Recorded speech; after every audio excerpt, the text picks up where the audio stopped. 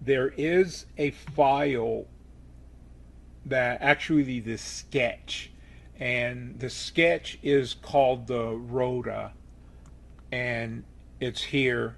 You can see it's the ROTA, which I think is Rock Rail over the air file. This is the sketch that you send into the dev device, and what it does is it boots up and now it logs on to the Wi-Fi network, and then it waits for Rock Rail to come in with the WIO bin file.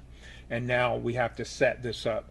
Now I did something earlier and when I did the installation, and I saw a big difference. When you download this file, put it in a directory, it has to be in a directory that says RROTO or TA. And when you double click on it, it seems as if the Arduino loads a lot faster than if you didn't double click on this. So let me move that off to the side and let it log on.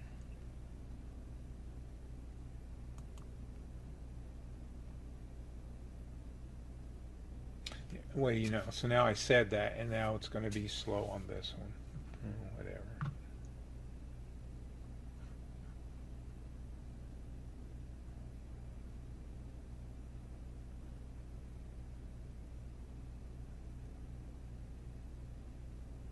Okay, well, I guess it doesn't matter. Whatever.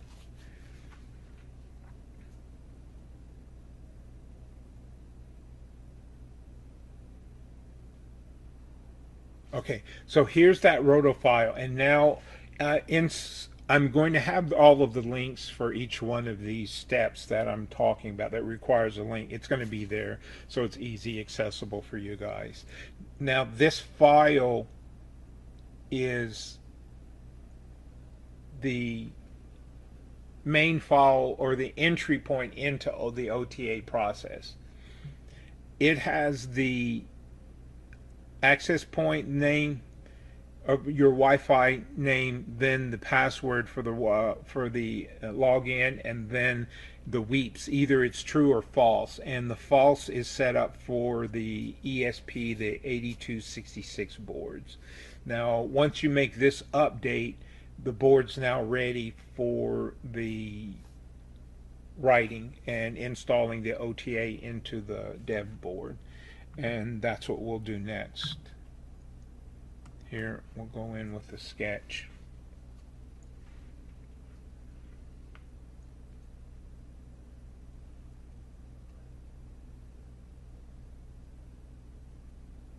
Now, we'll look at one thing. So for the most part, when you install the new IDE, I think it automatically adds all of the ESP boards into its library. But if it doesn't have it in the library, we'll go over it, and I'll show you how to get it into the library so you can access the boards. Because if you don't have the packages for the boards, you won't be able to access it to do this process here. Okay, so now you see once again it says leaving, and then now it's doing the hard reset. So now this board is now ready, and we're at the OTA process or step. Now, real quick, let's go back in to preference here, file preferences, and we're going to pull up this window here. And now right here is it's the packages for all of the boards, for the ESP boards, are now at this GitHub what is it, download directory. Now you need to make sure that the Arduino has these packages in order to get the boards. If you don't have the boards, then you can't write. And now this is where you load it. So once you put this address in, you load it, and what ends up happening is you can then see the board manager, and if it's installed, it'll give you the option to remove it, and if it's not installed, it gives you the option to install it. So here, if you scroll down, you can see the ESP32. I've got that installed here, and then also for the 8266 board, it's installed. So now you can access the boards. So we've got the OTA installed, and now let's close this out here.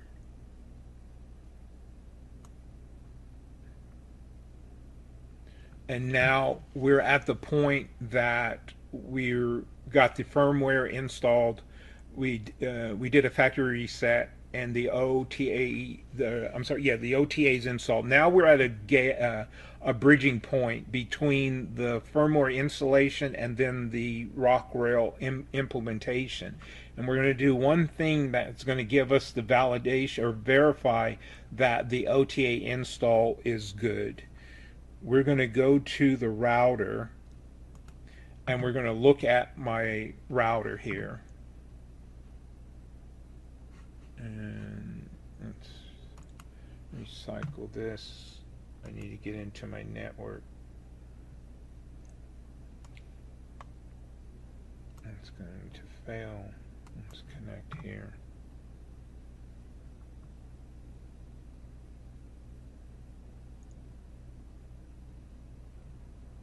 So now it logged in, and now we see that board, and it's looking at,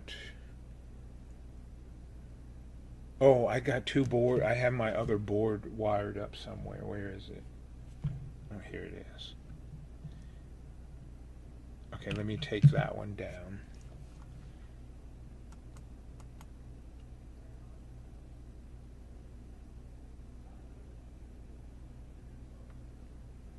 So now the server is just going to make this available, and I probably should not have had that there. Hopefully it doesn't add any confusion.